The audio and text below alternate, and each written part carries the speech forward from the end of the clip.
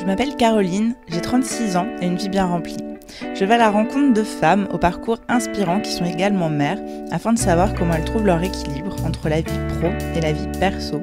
Bienvenue dans le podcast Inspirante. Dans cet épisode, je suis ravie de vous emmener à la rencontre de Gwen, alias Seren Tala. C'est une amie d'amis dont je connaissais peu de choses avant d'enregistrer cet épisode. J'ai adoré découvrir son parcours et sa vision de la maternité assez décomplexée et qui fait un bien fou. J'espère que vous prendrez autant de plaisir que moi à l'écouter et je vous souhaite une très bonne écoute. Bonjour Gwen. Salut. Merci d'avoir répondu oui à mon invitation pour ce podcast. Juste pour commencer, peut-être je peux dire qu'on se connaît via une copine. Oui, donc c'est vrai. Quelquefois. Oui. Et à la fois, il y a plein de choses que je ne connais pas de toi. Donc, je suis hyper contente de t'avoir à Oui. mon micro et de pouvoir te poser plein de questions sur ton parcours pro notamment. Oui. Et puis ta vie de maman depuis 1 an. Pour commencer, est-ce que tu peux te présenter ? Je laisse toujours mes invités se présenter eux-mêmes. Ok, ça marche. Du coup, je suis Gwen. Sur Instagram, je suis Seren Tala, donc c'est mon petit nom d'artiste de tatoueuse. J'ai 35 ans. Voilà, okay, tout simplement. Très bien, écoute, c'est parfait comme présentation. Oui. Est-ce que plus jeune, tu savais déjà ce que tu voulais faire dans la vie ? Absolument pas. Je pense que... Alors, j'ai toujours eu ce côté un peu fibre artistique. Je savais que j'allais peut-être pas avoir un taf très... on va dire formaté ou très prédéfini.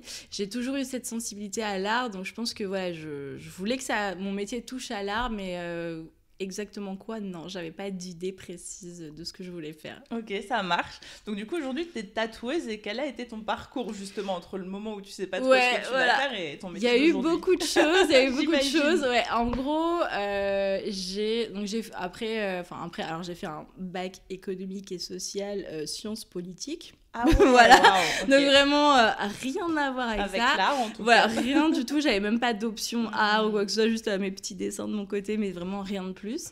Et en fait, après le bac, j'ai dit non, mais là je veux faire une fac, je veux travailler l'art, je veux la matière, je veux tout ça. Donc j'ai dit à mes parents, je vais partir en fac d'art.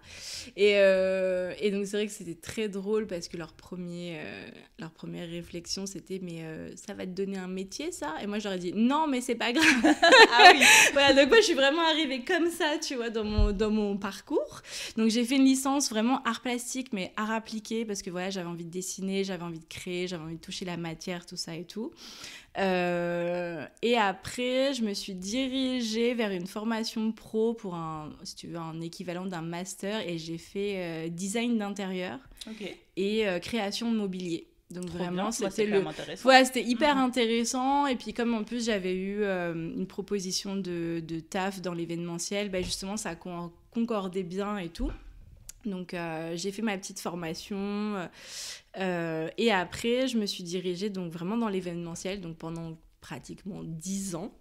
J'ai fait de l'événementiel, donc j'ai travaillé, je faisais des compositions florales, je faisais des décorations de mariage, je faisais dans les hôtels, dans des grands lieux, dans des châteaux, des trucs comme ça. Vraiment, j'ai fait ça pendant quasiment 10 ans.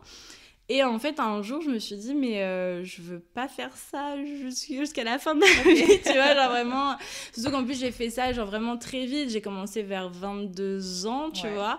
Et vraiment, quand mes 30 ans ils ont commencé à arriver, j'ai dit, mais est-ce que ça, j'ai envie de le faire encore longtemps ou pas ? Et puis en même temps, j'avais envie de créer, et ce métier-là, tu crées, mais pas forcément ce que toi, t'as envie de créer. Enfin, je sais pas, il y avait toute une grosse remise en question, tu vois. Et en discutant avec ma meilleure pote que je connais de la fac, qui, elle, était tatoueuse déjà depuis très longtemps. En discutant avec elle, je dis, l'événementiel, ça me saoule, je sais pas, bref.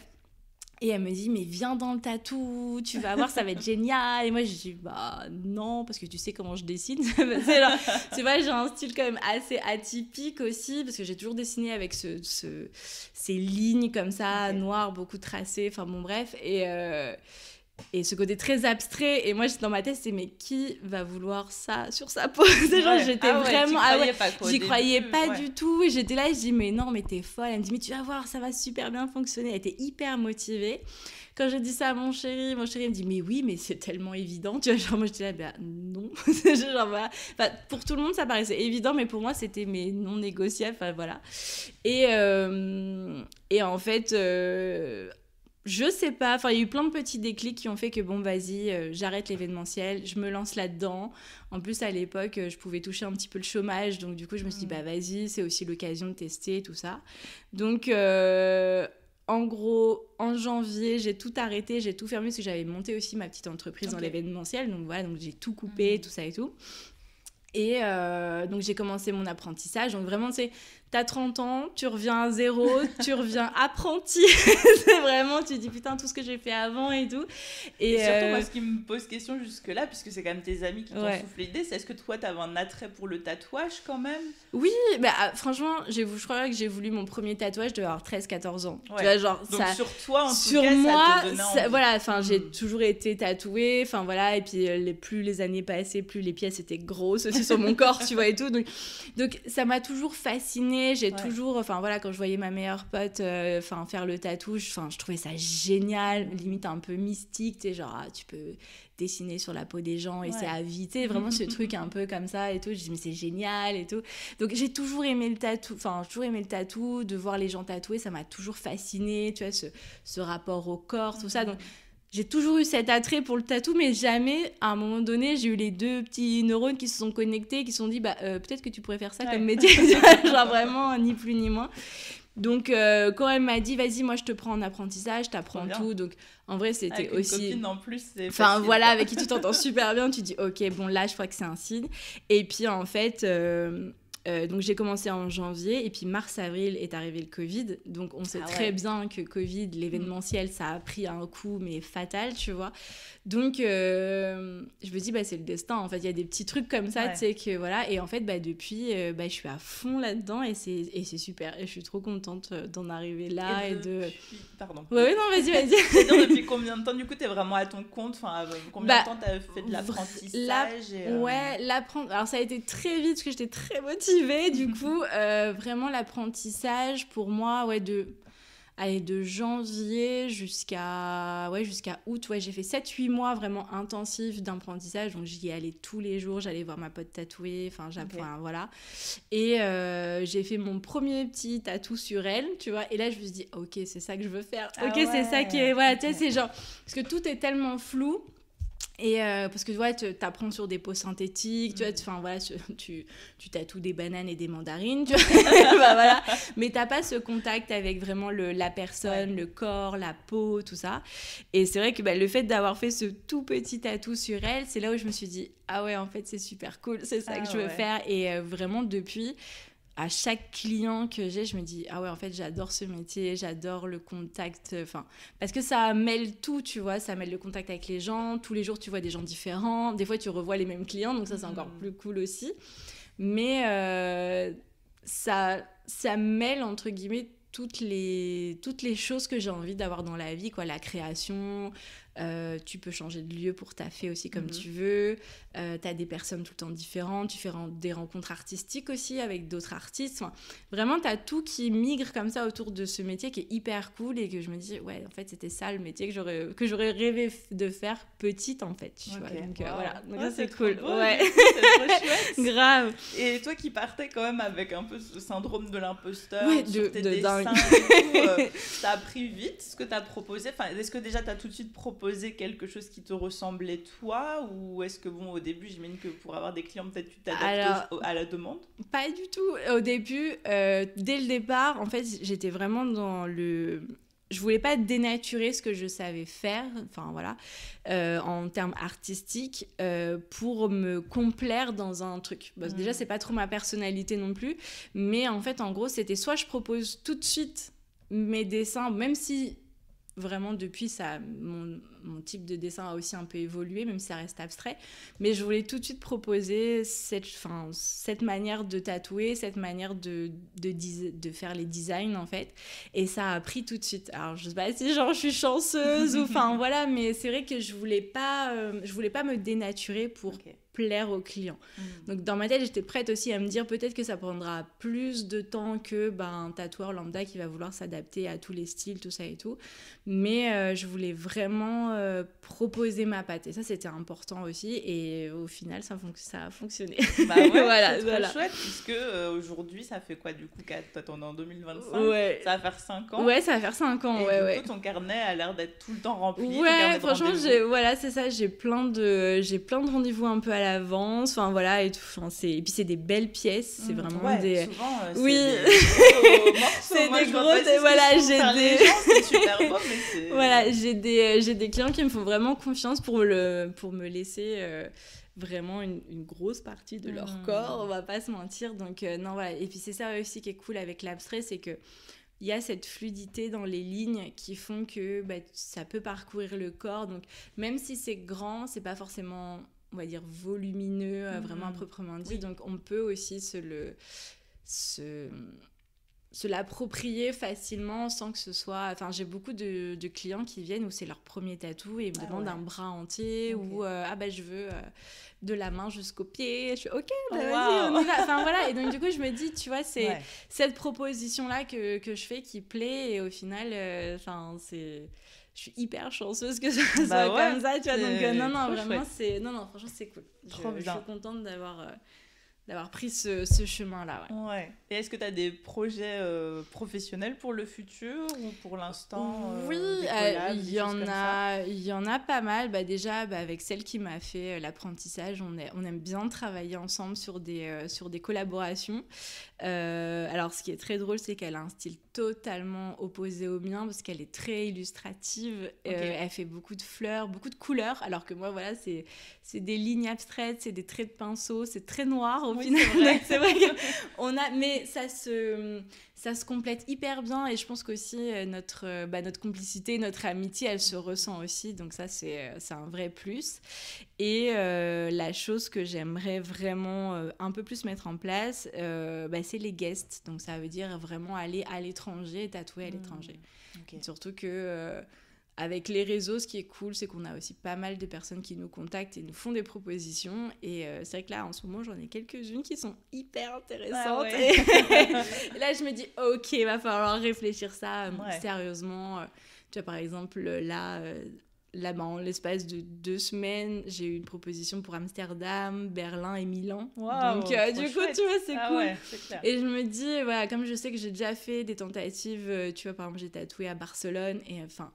c'est cool, tu vois, de dire, vas-y, je pars un peu et je profite aussi à l'instant T et de travailler, tu vois, tu profites, tu fais les deux. Donc ça, c'est cool. Donc, comme si c'est des villes que vraiment, pour le coup, je connais pas, de pouvoir mêler les deux, c'est top. Trop chouette. Ouais, donc ça serait vraiment les gros projets, vraiment à plus court terme. Oui, voilà. Ok, ça marche, très bien. Et écoute, on va parler un peu de ta vie de maman, maintenant qu'on a vu la partie pro. La partie pro, voilà. Donc du coup, tu as une petite fille qui vient d'avoir 1 an, voilà, c'est ça. Je me demandais si tu avais toujours voulu avoir des enfants. Non, pas du tout. Ah ouais, non, c'est hyper intéressant. Voilà, pas du tout. C'était pas. En fait, c'était dans ma. Je sais pas si on peut appeler ça ma philosophie de vie, mais c'était plutôt du genre. Si j'ai des enfants, c'est cool, tant mieux. Mais si j'en ai pas, c'est cool, tant mieux aussi. Tu vois, enfin, vraiment, c'était si ça se présente à moi, ça se présentera à moi. Et si c'est pas le cas, voilà. Okay. Et je me souviens très bien que dans les premiers rendez-vous, j'ai rencontré mon chéri. Le premier truc que je lui ai dit, c'est je veux pas d'enfant. donc, tu vois, enfin, c'était pas quelque chose de chez moi qui était viscéral. C'était pas une envie, genre, je veux absolument être maman. Enfin, voilà, c'était plus. Je me laisse porter par la vie, donc, si ça arrive, bon voilà, si ça arrive pas, c'est cool aussi, et c'était pas... un but ultime, c'est pas voilà, quoi. c'était pas un but en soi Ouais, de la vie. Non, pas du tout. Tu vois, c'était pas voilà, c'est si ça se propose, bah ok, on y va. Mais si ça se propose pas, bah ok, bah on y va aussi. Tu vois, vraiment pour le coup, c'était pas une envie viscérale, voilà. Ok, ça marche. Et à quel moment t'as senti que c'était le bon moment? Même si je pense que tu vas nous voilà, dire que c'était pas le moment. Bah oui, bah voilà, pour le coup, c'était vraiment c'est bébé surprise. C'était pas du tout calculé, prévu. Enfin voilà, c'est comme je disais avant, c'est vraiment ça s'est présenté à moi. Voilà, c'était vraiment c'est que ça devait être mon moment. Enfin voilà, je le prends vraiment comme ça. Et donc, mais quand je l'ai su, je me suis dit, ok, on y va, allez, c'est parti, c'est l'aventure. Enfin voilà, moi je l'ai vraiment pris comme ça parce que comme toute ma vie était faite d'opportunités comme ça, je l'ai pris de la même façon. Voilà. C'est trop beau, c'est une super philosophie de vie, je trouve, d'accepter les choses. Voilà, c'était vraiment genre, la nouvelle était là, je fais, ok, c'est génial, allez, on y va, c'est nouvelle aventure, quoi, voilà, exactement. On en parlait en off, voilà, c'est ça. Une super expérience. Voilà, donc, c'est ça. Je trouve ça assez joli, c'est très très beau. Du coup, est-ce que plutôt la maternité a changé quelque chose dans ton rapport au travail ou ta façon de percevoir le travail? Je pense que ça me donne plus de motivation. Ok. Ouais, c'est vrai que quand j'étais vraiment pendant la grossesse, ça m'a... Alors, je sais pas si c'est le côté artistique qui fait ça aussi, mais ça m'a pas mal remis en question sur ce que je voulais faire, ce que je voulais créer, ce que je voulais proposer. Et en fait, j'ai eu ce truc de il faut que j'évolue dans mon art. Enfin, tu sais, c'est vraiment le truc de dire je veux proposer plus, je veux proposer mieux, je veux plus qualitatif, d'autres choses. Enfin, je me suis pris un peu dans la tête de dire ouais, je veux prendre un gap et me dire je veux évoluer artistiquement, tu vois. Okay. Donc vraiment, ça m'a donné un peu un souffle d'inspiration et de motivation. Vraiment, c'est vrai que ça m'a... Mais ça m'a pas remise en question vraiment dans le sens où ce que je faisais, c'était pas bien. C'était plus... je veux faire des nouvelles propositions, je veux proposer un nouveau regard. Okay. C'est plus ça, ouais. Trop intéressant, c'est trop chouette. Et c'est vrai qu'on n'en a pas parlé, mais tu as travaillé pendant ta grossesse quand même aussi. Ouais. Et quelles sont les contraintes? Est-ce que ça a été difficile pour toi de continuer à travailler tout en étant enceinte, sachant que c'est un métier quand même un peu physique d'être tatoueuse? Alors, non, parce que franchement, j'ai travaillé jusqu'à mes 8 mois de grossesse. Ah ouais, j'ai travaillé quasi jusqu'au bout où je pouvais travailler. Mais parce que voilà, en fait, dans ma tête, c'était tant que je me sens bien et que au quotidien, ça me fatigue pas trop. Tant que je peux travailler, comme c'est aussi un métier que j'aime, dans mon esprit, c'était vraiment, je veux travailler le plus longtemps possible. Voilà. Ouais, c'est ça. C'était pas un truc de parce que t'es indépendante, il fallait faire non, durer. Pas du tout. Non, total, vraiment pas du tout. C'était vraiment dans le sens où tant que je me sens bien et que je peux assumer avec mes clients et que tout se passe bien et que quand je rentre chez moi, genre c'est pas la fin, tu vois. Vraiment, voilà. Comme je te dis, j'ai travaillé jusqu'à 8 mois passés, voilà. Donc, après, ce qui était un peu plus contraignant, c'est que quand t'as le gros ventre, forcément te plier pour tatouer, c'est plus compliqué. Donc vers la fin, je dis là quand même le petit ventre, il est bien imposant. Ouais. Mais voilà, mais après en soi, tant que je pouvais travailler et que c'était cool, je l'ai fait. Ok, voilà. Super. Et est-ce que tu as eu peur à des moments qu'avoir un enfant, ça t'empêche justement peut-être de réaliser certains projets ou d'évoluer dans ton art, en effet, où là tu nous parles de déplacement. Ouais. Est-ce que pour toi, ça te semble quelque chose de compliqué en étant maman ou... Absolument pas. Non, parce que c'est un peu mon leitmotiv, en fait, au final, de me dire, c'est des choses que j'ai toujours voulu faire. Ma carrière est quand même importante, clairement, parce que c'est c'est vraiment quelque chose que j'ai construit, surtout que quand on est entrepreneur, on a des projections, on a tout ça et tout. Et le fait d'être maman, je me dis que je peux le faire encore plus. Voilà. Et c'est vraiment, pour le coup, moi, c'est vraiment, je le vois comme ça. Je me dis, je peux vraiment le faire plus. Et je sais que j'ai le partenaire aussi pour pouvoir faire plus. Voilà. Donc, et puis, j'ai aussi envie que quand la petite, elle grandisse, elle me voit aussi épanouie, que j'ai pu faire les choses que j'avais envie de faire et qu'elle ne se sente pas comme une contrainte et de dire, parce que j'étais là, ma mère, elle a pas pu faire ça ou ça. Enfin voilà, c'est aussi ce petit parallèle-là de me dire, plus moi je vais être épanouie dans ce que je fais et que je peux l'emmener avec moi, vraiment clairement. Voilà, si je vais tatouer à Berlin, j'aimerais bien qu'elle soit là avec mon chéri, genre allez, je vous emmène avec moi, tu vois. Donc vraiment, si toutes ces choses-là, on peut les mettre en place, bah, c'est que du plus quoi. Ouais, ok. Donc vraiment, non, c'est pas du tout un frein ou une contrainte. Et jamais je me suis dit, ça sera pas possible. Au contraire, je me dis, il faut tout faire pour que ce soit possible. C'est plus dans cette logique-là. Voilà. C'est plutôt du positif. Tu vois toujours les choses dans le bon sens. J'essaye de... Voilà, on essaie ce qu'on essaye. Voilà. Trop bien. Je pense que tu as déjà un petit peu répondu, mais comment tu trouves justement cet équilibre entre ta vie pro et ta vie perso? Après, le fait d'être indépendante et tatoueuse, j'imagine que tu peux faire varier tes horaires un peu comme tu le souhaites. C'est vrai que dans le monde du tatou, ce qui est vraiment... Enfin, moi, je trouve que c'est un luxe de vie dans le sens où... je peux faire mon planning, je peux adapter mes horaires. Enfin, tu vois, ce qui est cool, je tatoue. Enfin, en général, mes horaires, c'est vers 10h30, 11h jusqu'à 17h, tu vois. Donc, ça me laisse le temps de déposer la petite tranquille à la nounou le matin, d'aller la récupérer après. Enfin, voilà. Et puis, si je sais que j'ai un gros empêchement ou quoi que ce soit, je sais que mon chéri sera là. Enfin, il y a aussi une bonne communication entre lui et moi. Il sait aussi que, mon métier, c'est hyper important et que ça demande aussi... Enfin, entrepreneur, ça demande aussi beaucoup de sacrifices en termes de... Enfin, on sait très bien que si on ne travaille pas, on n'a pas d'argent. Et enfin, voilà. Donc, du coup, forcément, il a cette conscience-là qui fait que sur toutes ces choses, je peux me reposer sur lui et c'est naturel, quoi. Donc... ça s'équilibre bien. Super, très bien. J'ai déjà d'autres invités qui m'ont en effet parlé de cet équilibre, surtout avec le partenaire. Oui, mais vraiment, c'est que c'est une vraie base, c'est un vrai socle. Je sais que s'il ne serait pas là, je sais très bien que je ne pourrais pas faire tout ça et ça ne serait peut-être pas aussi simple. On ne va pas se mentir. Mais non, c'est vraiment un pilier qui fait que comme il comprend mon métier, il comprend tous les enjeux aussi, que ça peut être hyper difficile, que ça reste un métier qui est pas non plus stable, tout peut s'arrêter aussi du jour au lendemain, dire que on n'est pas salarié, donc forcément donc il est vraiment investi aussi dans ma carrière, mais même s'il est un peu plus dans l'ombre, mais il a ce côté hyper investi, et donc c'est vrai que vis-à-vis de ma maternité, c'est top, quoi. Du coup, Trop chouette. Et qu'est-ce que tu as envie de transmettre à ton enfant? Waouh. Je sais que c'est une vaste question. Ça, c'est une vaste question. Je pense que j'aimerais lui transmettre que, justement, que tout ce que je lui ai transmis, c'est pas la vérité vraie, et que j'aimerais bien qu'elle me contredise, qu'elle voit que non, ce que tu dis, c'est pas forcément vrai. Tu vois, vraiment qu'elle fasse ses propres expériences, qu'elle soit libre, qu'elle puisse se dire que oui, je vais lui donner des bases, mais qu'elle peut refaire ses bases à elle aussi. Tu vois, qu'elle ait cette liberté-là et qu'elle soit spontanée. Enfin, voilà, toutes ces petites choses-là qui font qu'elle pourra mener sa vie et faire les choses comme elle en a envie aussi. Voilà. Super, des belles valeurs, je pense. Voilà, je pense que c'est vraiment ça.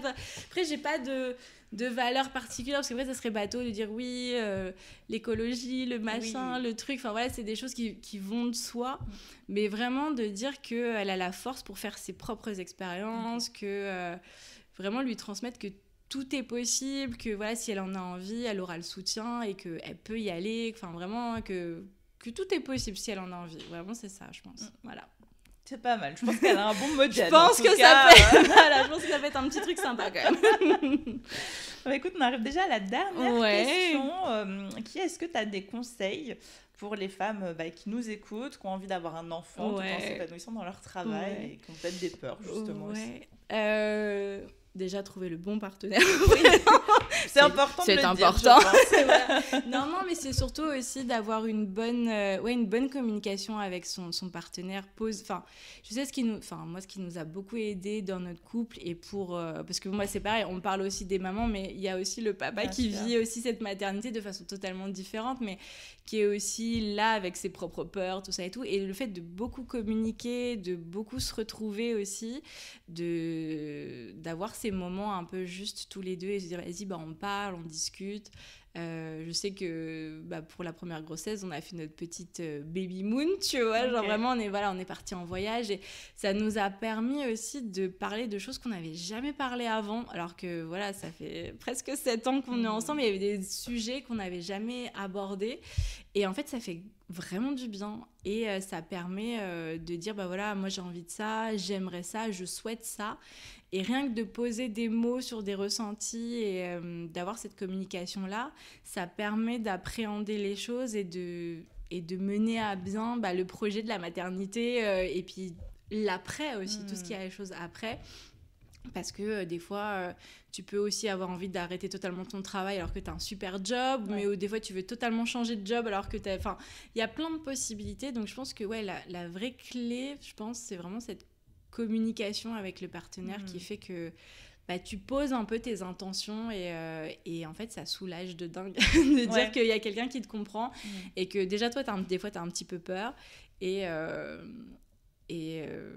tu peux dire les choses sans crainte, tu vois. Alors que tu as peur, tu peux les dire sans crainte. Et ça, je trouve que c'est important. Ouais, ça vous a même aidé du coup à construire vraiment l'après. Ouais, voilà, c'est ça.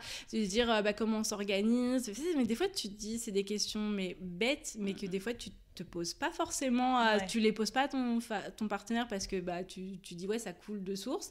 Et en fait, quand tu y es, tu dis, ah mince, en fait, on n'a pas discuté de ça. Comment on va s'organiser ? Et là, je pense que ça peut créer des fois des peurs plus grandes ou quoi que ce soit. Donc c'est vrai que bien communiquer, en vrai, ça aide de fou. Ouais. Voilà.